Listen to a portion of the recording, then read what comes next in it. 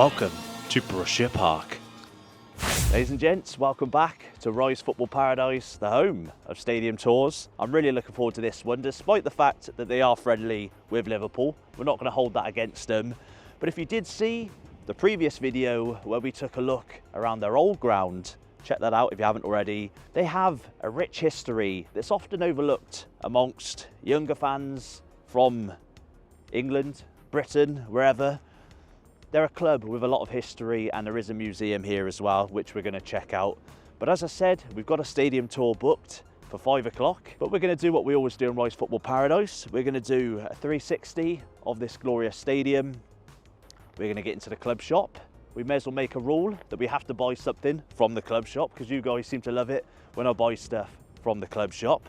Now, I'm not going to pretend to know everything about the club. Normally, when I rock up at stadiums, grounds as we call them in the UK, I get at Wikipedia and I wing it. And today isn't going to be much different. So for you guys watching from Germany, because I know there's a few of you have messaged me on Instagram, if you could help us out in the comments below. But I am going to get Wikipedia up right now just for some basic information, such as Borussia-park. The capacity, according to Wikipedia, is 54,057 people.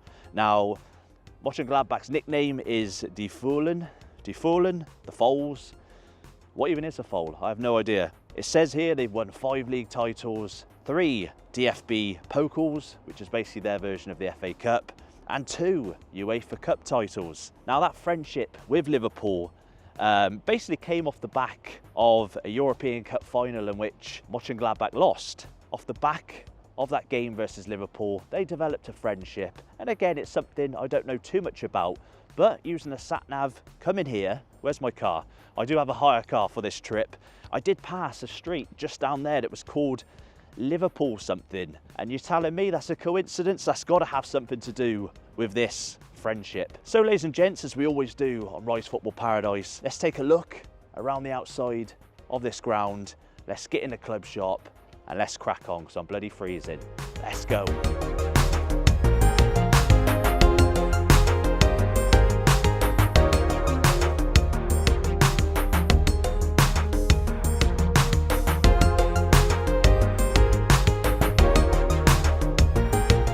Right then guys, so I've decided to come this way round. I'm hoping it takes me all the way back round and we can finish up in that club shop. But I've just had a phone call from a German mate, David, and we are going to be at a game live on Saturday, which is good news. Thank you, David. But he also helped me out with Mönchengladbach's mascot name, Die Fohlen. I didn't even know what a foal was in English, let alone German. Apparently it's one of those kind of donkeys. Donkeys, what am I going on about? He said, because we made a joke, he said they're the donkeys. Die Fohlen means the donkeys, apparently. Correct me if I'm wrong. That's kind of an insult in English. It's something we call a crap player. People used to call Peter Crouch a donkey back in the day, Emil Heskey and a few others. I'm not sure if I'd want my club to be called the Donkeys. Maybe it doesn't mean donkey. He said it's something between, something like a horse, a zebra, a donkey. First impressions of this place, for me, I'm trying to compare it to like a Premier League club or a Championship club. Maybe St. James's Park, just because of the colour scheme. Now, if you're a subscriber of the channel, you'll know I get a little bit aroused when I see corners of football grounds. That little cheeky glimpse inside the ground really works for me. Obviously, this is a bit of a dome, a bowl, so you're not going to get that, but you can't really see it in the distance. Something we don't see with British stadiums are sort of external stairwells into the ground. I know the Etihad have them, they have those spiral kind of ones, but I can see glimpses, gaps within the stand into the ground. So I'm already getting a little bit of a tease. But over here, guys, in the background, you've got some kind of artwork on the wall. I've not got Google Translate on the go, but I'm guessing Ein getragener Verein site 1900. Something about something since 1900, obviously. So this artwork behind me, I believe was done, judging by what it says, to mark 120 years of the club. Obviously founded in 1900, so this would have been done 3 or 4 years ago. 120 Jahre Verein für Liebsung. Yeah, something about 120 years. But what is catching my imagination, guys, is I can see floodlights in the distance beyond the club crest over there. Before we get over to this part of the ground, because I'll be honest, the outside all kind of looks the same. There's not too much going on. What is over this way?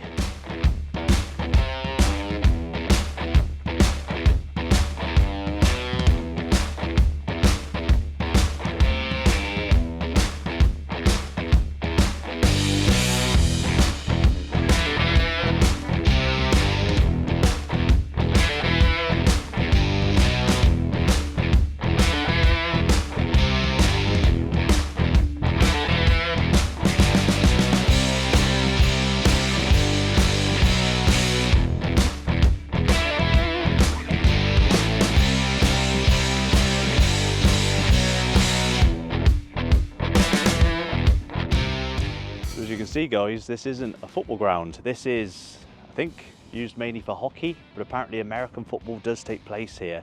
The kind lady did ask what I was up to in German, but she did speak a bit of English. I do feel really bad because us Brits, when we go abroad, we don't even make an effort, do we? So I did try and spit out a few Deutsche words.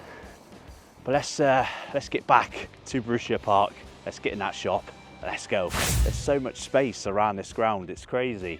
You can imagine though, this is obviously calm before the storm, because when Borussia Mönchengladbach play here, you can imagine this is absolutely heaving, because over there, you've got loads of kind of beer brands and stuff. I'm guessing that's their fan zone. Let's have a wander over there, shall we?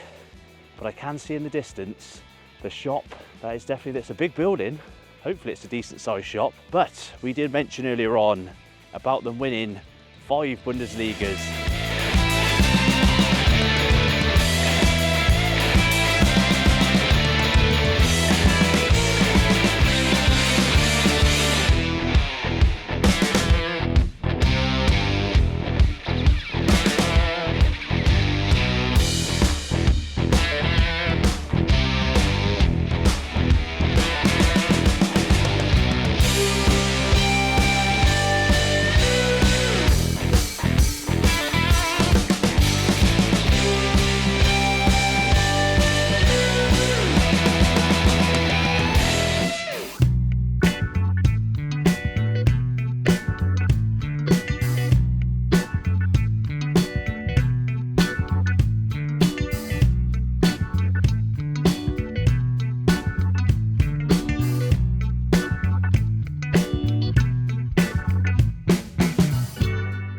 Obviously, guys, we're trying to find something for the man cave as well. If you are new to the channel, we've got a bit of a man cave where we do our live streams from, normally called Football Paradise HQ. So let's have a little look around and see what we can get. I can see some nice cushions, very nice.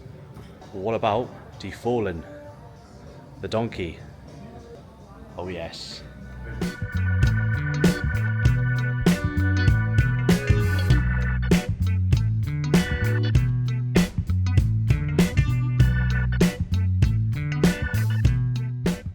Right then, guys, so the Fohlen tours, the stadium tour, is going to start over here, where this little stand is. Obviously we're going to finish up back here after the tour, so we'll grab some from the club shop after the tour. But over there, you've got a museum. Let's go and take a look. Right then, guys, so I am going to add a little bit of narration to the museum tour as well as the stadium tour, and as you can see on screen, there are English titles, words in the museum, so you will understand everything that's going on. But with that said, I thought I'd add a few facts and so on, a little bit of background noise. They were officially founded in 1900, as we've already seen, as Fußball Club Borussia. They spent the previous year putting together a team during a time in which football was somewhat frowned upon in Germany. It had come over from England, from the UK, but culturally it wasn't really accepted as a sport quite yet, and as a result there was a massive shortage of pitches. And as you can see on screen, they would settle as they bought a sand quarry in 1914 known as Die Kuhl. If you have seen the previous video, it was basically a gravel pit, and Unfortunately, they had to put on hold the opening of that ground until 1919 because of the First World War. It would officially open in 1919 as the Westdeutsches Stadion, later known as the Bockelberg, and as you'll see now, their first major trophy was in 1960, the DFB Pokal. And after winning that trophy, they were entered into European football for the very first time in their first European match. As it says over there, they came up against Rangers but lost 3-0. So not a good start to European football. Yeah, and as I've just said, off the back of winning the DFB Pokal, which is basically their FA Cup, their first major trophy. Oh, one sec. He is basically Albert Bruls, their first major star. He was the first Borussia player to appear at a World Cup, by the way. But getting back to the Rangers thing, they lost 11-0 on aggregate when they faced Rangers off the back of entering Europe. Obviously, they would do a lot better in European football in the next decade or so as they'd win 2 UEFA Cups. It's a fantastic museum, by the way. It's the second largest club football museum in Germany after Bayern's. Obviously, there's a national football museum in Dortmund. We visited the English one. Unfortunately, we didn't have time to visit the German one. There is a video on the English one on the channel. But next time we're over, we will get to the National Football Museum in Germany. But this was incredible. And as you can see there, they were voted Team of the Year by some French publication. I think that was 1975, wasn't it? They were a big deal in the bloody 70s, as you'll see in a moment. Now, this was a big deal at the time as well. Ooh, what happened here then, Roy? Auf die Platzverhältnisse zurückzuführen ist, So this is something you don't see every day. This is a broken goal behind me, obviously, with the pieces over here. A great goal scorer, even though he's mostly known for breaking the goalposts. Hit the back of the net, he would get absolutely submerged in the goalpost. Not only would he break it, he was just stuck in the goalpost. It took ages to get him out. But the referee, they couldn't fix the goalpost, so they ended up actually calling the game off, despite Borussia being 2-0 up. But luckily for them, the DFB panel decided to allow them to have that 2-0 result, and they didn't have to replay the game, so it all ended up quite well. Yep, despite being a big-time player, he's probably most known for that moment. Here's again some of their glory days in the 70s. What a fantastic side that was assembled. Every Bundesliga they won was in the 70s, obviously the first being a 69-70 season.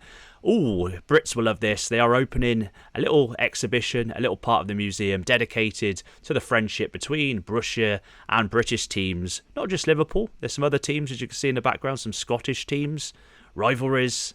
Rivals now friends, is that what it says? Deutsche Meister, 1970. The DFB Pokal we spoke about earlier, 1960. And again, 1973.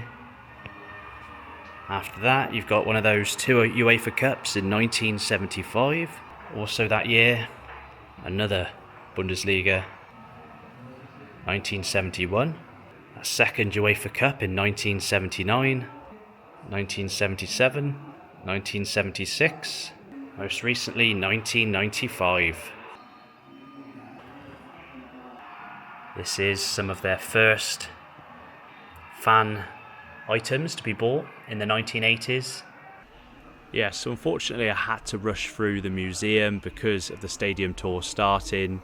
Fantastic museum though, I highly recommend you checking it out. A bit more here on the Bockelberg, we've also done a video as well, so check that out. The museums I think are very fan orientated. As you can see, there's some drums from the famous drummer, and they seem to have a lot of fan items in the museum. Right here is a replica of their changing room, because you're not allowed to film, as I'll get on in a moment, in the normal changing room, so you can take your pictures in there. Onto the tour now. Now this is how a lot of tours start in England. You'll watch a bit of a video package. They do it at Tottenham, they do it at Man City. For those tourists like me who want to learn a bit more about the club, a bit of a background story that's going to set the scene. Again, here's the Bockelberg, we've been there, very proud of their previous ground. After watching a video package, you're going to head down the atrium. Now this was built after the stadium was built. It's now got a hotel in it. We've said that before at the Leverkusen tour, at the Valtins. They're going to show you a little bit about the trophies. But as a lot of tours do, they'll head down to a popular part of the tour, the press conference room.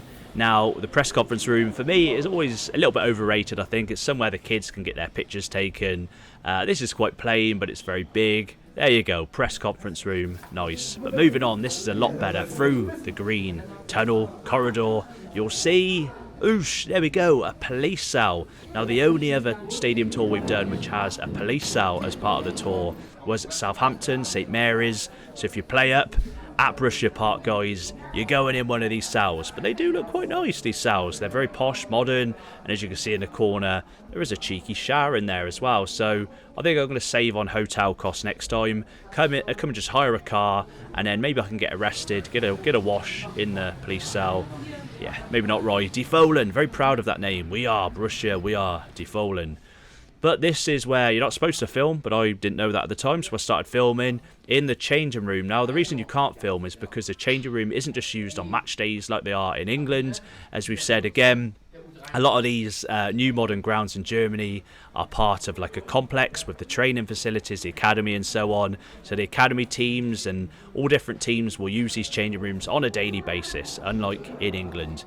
Here we go. So this is going to be the tunnel. They always do the same thing, don't they, where they get you to line up and then head down. But it's a bit of a free-for-all through the kids. Fantastic tunnel there. Oosh, look at that. Very nice. It's very strange for an Englishman, a Brit, to see the open terracing at large football grounds. It almost feels like work's being done and they've ripped the seats out to maybe do some modifications to the ground. But no, that's how it's supposed to look.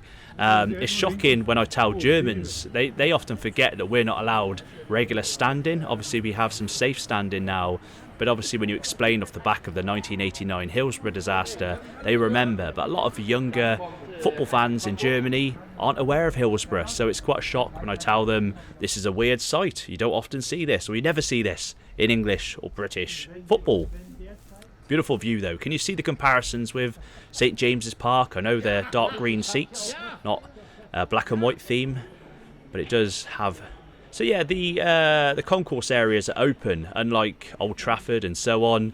You can see in them from the outside as we saw earlier on, and you can see all the way in. You get a cheeky glimpse into the actual ground itself. Look at that, a rare sight for an Englishman to see. Osh, it's a nice sight. It is nice. Yeah, very pretty, Roy. Very nice. This is absolutely crazy. Obviously in England, we're not allowed terracing in our top leagues. Look how spacious this is. So, ooh, yes. Shall we bring back regular terracing at English football grounds? Surely you just limit the amount of tickets sold. We've come a long way since 1989. A lovely shot there. You can see the space around the ground. That was the fan zone.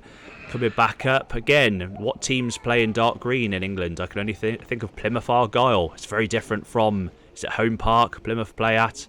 Yes. A little bit of St James about it, I think. St James's. There's some of the academy pitches, some of the training facilities. You can see such a well-developed complex they've got here, as have a lot of German grounds. I've parked over there in the distance, and you're going to finish up. These are quite boring, I find, when they show you the hospitality areas. This is a big open kind of space that they do hire out for other occasions as well. Right then, guys, absolute nightmare. The bloody shop's closed. That tour went on for about 2 hours. It was a good tour, but I'll catch up with you back at the hotel because we need to move.